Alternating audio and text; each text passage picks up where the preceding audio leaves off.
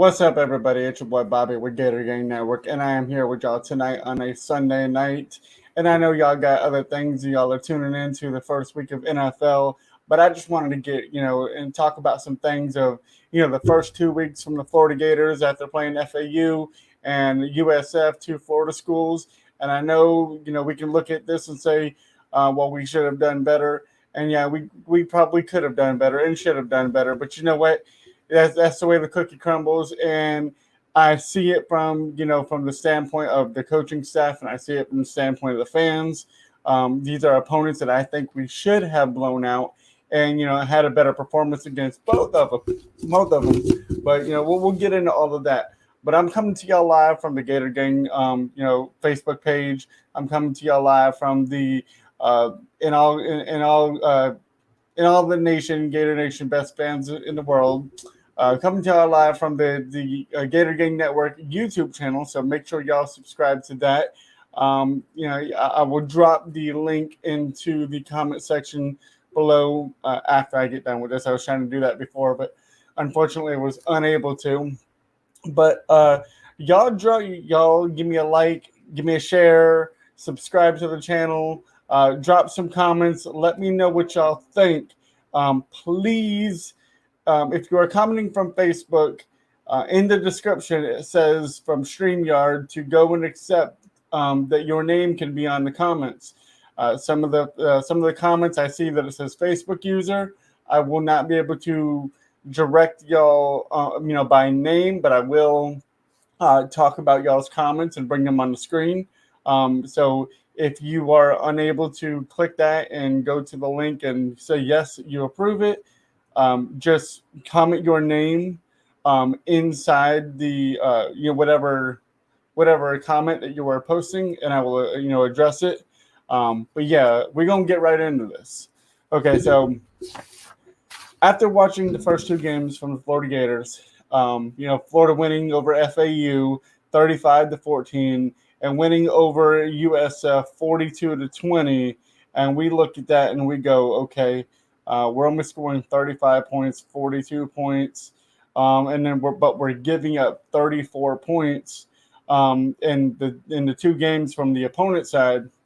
But the way I look at this is, and Dan Mullen has made this perfectly clear in every press conference that he's had from prior to the season to now.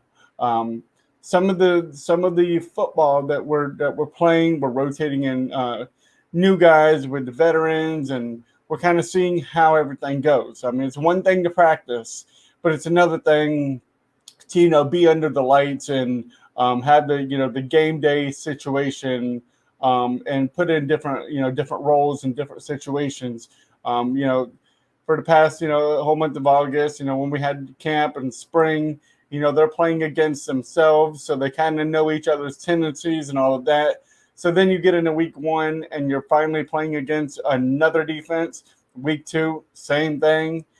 So it's a thing of knowing what kind of situations are we in, what kind of plays can we have from here, and I see the hype of Emory Jones and the hype of Anthony Richardson of seeing where they're at.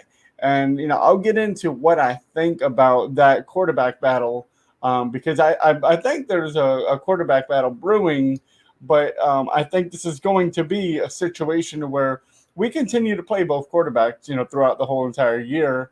Emory Jones either getting to start. But one thing I want to say is Dan Mullen has said this on countless times, throughout his career is, it's not about who starts the game. Every player, these are kids. Every player is going to have a good game and every player is going to have a bad game. And that's okay.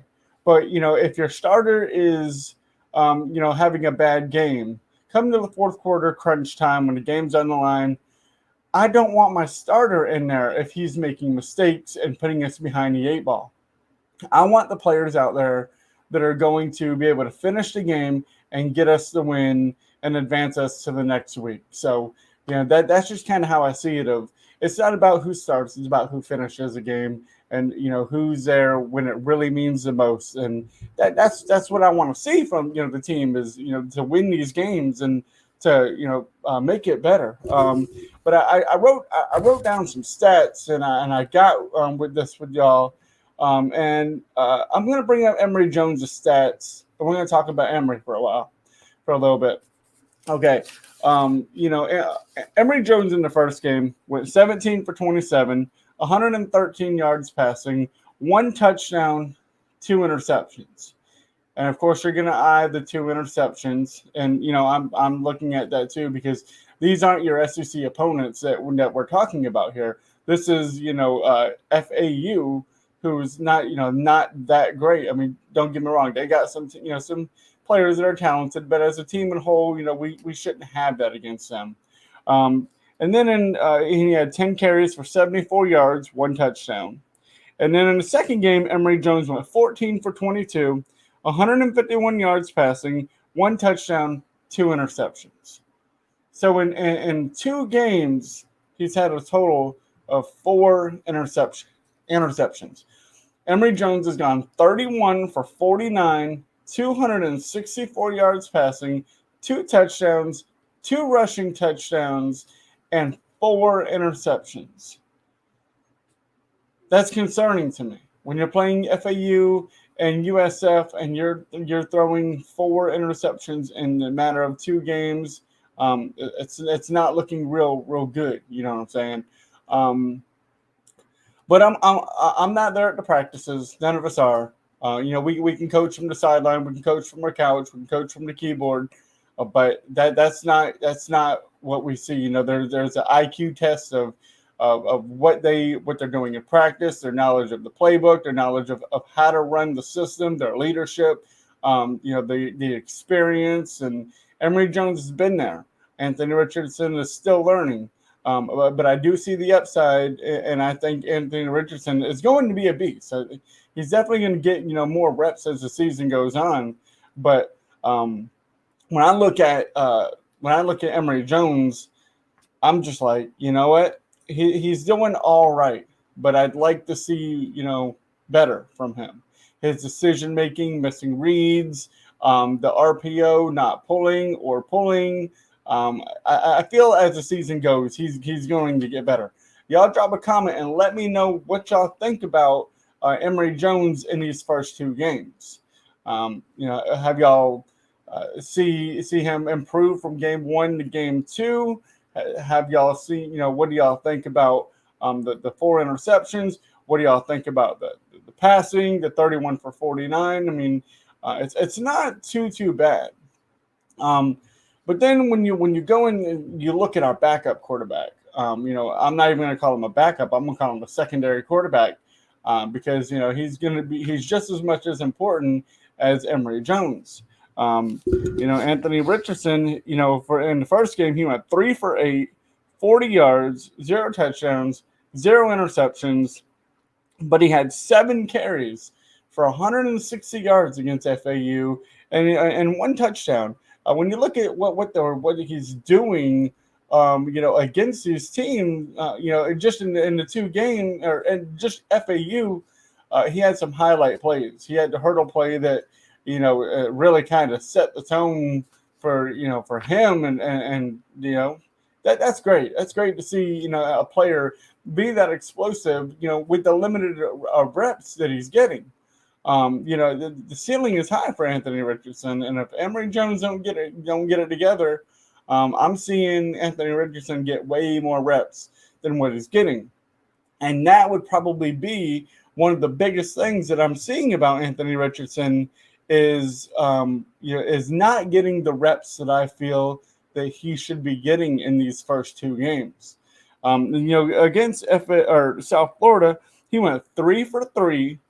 152 yards passing, 2 touchdowns, 0 interceptions, and also carried the ball 4 times for 115 yards, 1 touchdown. He's the first quarterback since Tim Tebow to have 100 yards passing and 100 yards rushing as a quarterback. And this is coming from a dude who did not start. This was Tim Tebow back in 2009 when he, put up in the I think it was a BCS championship game, putting up the 100 yards passing and 100 yards rushing in the same game. So that's huge. That's huge. Um, but when you look at Anthony Richardson in the two games combined, 6 for 11, 192 yards, 2 touchdowns passing, 2 touchdowns rushing, no interceptions. I know, no interceptions. You can say, well, he's only attempted 11 passes, so how can he really throw a pick? That's not where I'm getting at.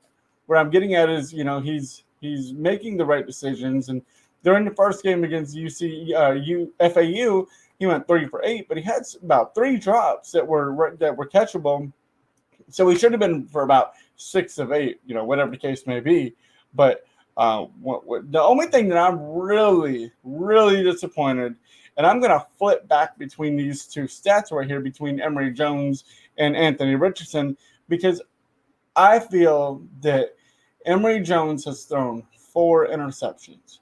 And I get putting him back out there and letting him, come back from these interceptions and being better from them and just kind of shaking them off, going back out there and leading the Gators to another drive, another touchdown, or just move the ball down the field and play the situational football. That we know the potential is there, we know the capabilities there, but and I think a lot of fans are like this, and that, but I don't feel that FAU and USF got Florida's best, because I think in some areas we were a little kind of vanilla in what we were doing. I would say a play that kind of was a little extra, which I love to see it, because you kind of want to see in a situation of this, what can you do when Anthony Richardson attempted to run the ball, did the rocker step back, threw the bomb for the touchdown. That was something that you're going to see later on in the year from either Emory Jones or Anthony Richardson. But you got to put him, in the game time situation against these lower opponents to see how that play is going to work in a game time situation in front of the fans. So on the road, so we've had a home game, we've had a road game. So we've kind of experienced both. Now we go into get week 3 against a big game against Alabama. I'm not going to get into much of the Alabama. We'll get into that on the recap or on the preview Thursday night at 7:30. But to not look ahead too far is where I'm getting at, because we got to take it one game at a time. Win the first game, win the second game. Okay, now we get into the hard part of the season. The SEC play. But when I look at the way things are going for Florida, I like what I'm seeing. The questions that I had at the beginning of the season, after Kyle Trask last year, leading the nation in passing, being 1-2 and touchdowns, passing efficiency, all of that. Him and Mac Jones for Alabama were going neck and neck throughout the whole season, and that's really great to see. Mullen, go from Felipe Franks having a bad year, and then he gets a hold of Felipe Franks and kind of really guides him into a good year. And then he goes down in the Kentucky game. Kyle Trask comes in, brings us back in the win against Kentucky, finishes off the season great, goes into last season and has a phenomenal, season, in a season that was 2020, with the COVID and all that good, bad stuff that, came with it, 10-game all SEC schedule, and he still put up big numbers. That's huge. Then you look into this season, okay, no Kyle Trask. So we know the offense is going to be completely different. We know that we're not going to be passing the ball as much because Emory Jones and Kyle Trask are 2 completely different quarterbacks. So I knew the offense was going to be have a completely different look. But that's one thing that Dan Mullen definitely has been able to do is, rock with what the players do good at and work around what they do good at. Not just have his system and go, okay, this is the system we're running, whether you can run it or not, this is what we're doing. I like that Dan Mullen, plays the role of, okay, what can my guys do good? What do the guys do bad at? Let's take the positive, let's go with there. Let's take the negative, let's not go there. So one of the questions that I had coming into the season is, will we be able to run the ball? I would say yes, we are able to run the ball. Against FAU, FAU.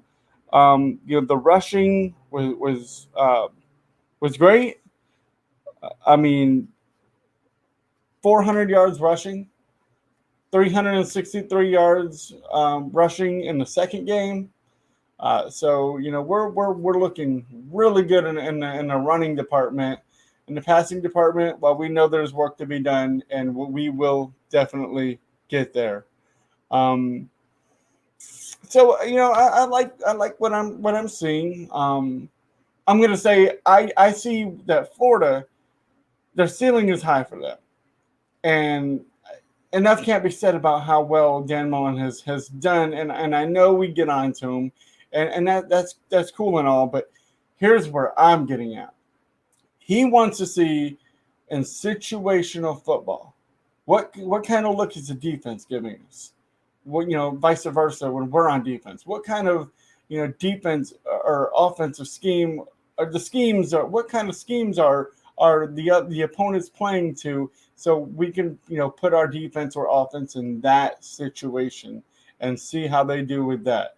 And that's one thing that I like to see is it's not about the home run play. It's not about running up the score. And Dan Mullen has said it's about are you reading the play right? Are you reading the defenders right? Are you doing what you need to do to be successful against these harder opponents that we got coming up?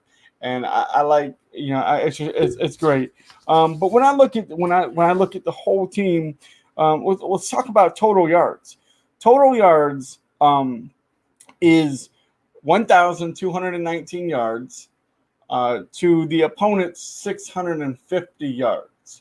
The opponent has only been able to put up 650 yards of total offense in 2 weeks against the Florida defense. And that's pretty good because 650 yards doesn't even cover the rushing that we've had in 2 games. Actually, we just had 666 total yards against FAU, right? Against South Florida. So we had more total yards in 1 game than our opponents have put up against us in the 2 games, and we're rocking with a lot of younger players are in the game. They're getting their experience. They're doing their thing. And they're getting that action, that play time that everybody needs to get better. You cannot get better if you don't play. It's one thing to do it in practice, but it's another thing to do it in a game time situation. So y'all drop a comment and y'all tell me how y'all feel about Emory Jones and Anthony Richardson. I have not heard an update on Anthony Richardson on the hamstring injury that he suffered on the 80-yard run, but hamstrings are tricky. They're a tricky injury because you could feel like you're good enough to go, but have a little bit of tightness, but feel you're ready to go, and you get out there and you could pull it, and it's not going to take much, and then you're going to be out for a couple weeks, dealing with that injury. So that's something to look out for. And if he's not ready to go, then I don't want to play him because he is the future, and we are going to need him down the line. All I've got to say is the East is still intact to win the East. It's still intact to get into the playoffs, even if we lose to Alabama. But am I hanging my hat on us losing to Alabama? Absolutely not. I feel we are capable of winning this game We are going in here and we are going to play our hearts out. The Swamp is sold out. We are going to rock it. The fans are going to be loud. The players are going to be ready. They got a bad taste in their mouth from the SEC championship game, losing by 6 points. So it's going to be a hell of a game, but everything's still intact to do what we need to do. But one thing we don't want to see is players be injured. And I know Anthony Richardson's going to want to play. He's going to want to get out there and get at it. And we have a great training staff, and they'll work overtime to get Anthony Richardson, to get him right, to get him ready to play against Alabama. And I'm optimistic about him getting back out there. I've seen him walking on the sidelines. I didn't see him really, doing any kind of, little sprints or anything like that. But it's good to see that he's walking on his own power, and I didn't see him limping too much. So, I'm optimistic about where he's at, where he's coming from. So the question is, going into the Alabama game, are we going to rock with Emory Jones or Anthony Richardson if he's healthy? I think the answer is we do what we've been doing. You start Emory and you get him in the game, and then if things aren't going well, or if you want to see what kind of packages Alabama's defense is throwing at you, and if Emory or Anthony Richardson is good with those type of situations, whatever, get him in there.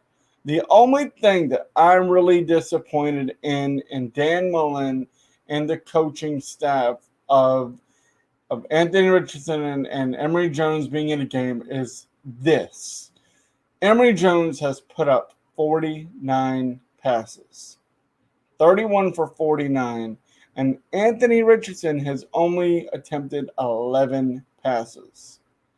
Now, that is huge because that's a big difference. Like what is it, a 38 pass difference in Emory Jones to Anthony Richardson. And I get it. You want to see him shake off that interception, go back out there. That's cool. But Anthony Richardson also needs to go in the game. And I feel, and I'm sure a lot of you fans feel the same way, of if Anthony Richardson's out there, if you bring him out there and he's having, one good play, two good plays, three good plays, and then you pull him out of the game and you put Emory Jones back in the game, I don't like that. I want to see where this drive can go if you keep Anthony Richardson in the game. Let him throw the ball more. Let him run the ball more. Because, getting out there and getting the experience of throwing it and running it, getting your feet wet is the how you get better as a player. And I just feel like Dan Mullen should have gave Anthony Richardson more playing time than what he did in the first two games. I understand he got injured, late in that game, against South Florida, but I just wanted, see the man actually have a full drive, maybe 2 drives or whatever the case may be. But this flip-flopping back and forth, I see where y'all are coming from about, taking one out, putting one in. I see it. I get it. I want to see it too. But, situational football. That's the way Dan Mullen calls it. But that's just that's the wrap. The one thing that I am concerned about on the defensive end is this. On the defensive side of the ball, is I'm concerned about the third down situations, because the third downs we have Florida. We need to be before I get to the defense. The offensive side of the ball, the third downs, this is what Florida is on third down. 14 for 28 on third down in the first 2 games. That's a 50% rating right there. 50%. We've got to be better, than 50% against FAU and USF. That's just the bottom line. We got to be better than that. The first downs, we've had 52 first downs in the first 2 games. So pretty good. But I feel we can be better. We've got to be better. We have a strong stretch of the season coming up towards SEC play. We've got to be better than that. But let's go to the defensive side of the ball because I do want to talk about the defense because there are some things that I am liking. It's a fact that in the 2 games we've only given up 650 yards of total defense with our defense out there. That's great. So when I look at this and I go, okay, Florida's looking pretty, stout on the defense. The total, we've given up 10 for 29 on third down defense, which is only a 34%. So we're doing pretty good at stopping them on third down. Yes, we've had some cases where Florida defense have given up a third and I think it was like a 3rd and 13 and a 3rd and 9. You want to see better than that from the defense, but we'll get there. It's situational football. It's younger players in the game. Versus Alabama, we're going to have our best players out there playing. Some guys won't get to see the field during that game. A lot of guys will. So we'll see what Dan Mullen has in store for the game. I don't think he's going to let up, as much to the media and the press and answering a whole lot of questions about Emory Jones and Anthony Richardson. Of course, tomorrow during his press conference, I'm sure, the questions will be, how is Anthony Richardson and all of that. But the defense is looking pretty good. We've given up 43 first downs to our offense having 52, the opponents having 43. So that's something that it's concerning, but it's okay. We'll get there. We'll do good. But I just wanted to get with y'all and let y'all know what my thoughts about the first 2 weeks of Florida football and how the offense has come, and I like what I see. But thank y'all for tuning in. Thank y'all for the comments. And I'm going to let y'all go. Y'all enjoy y'all's night. And if you ain't a Gator, you must be Gator bait.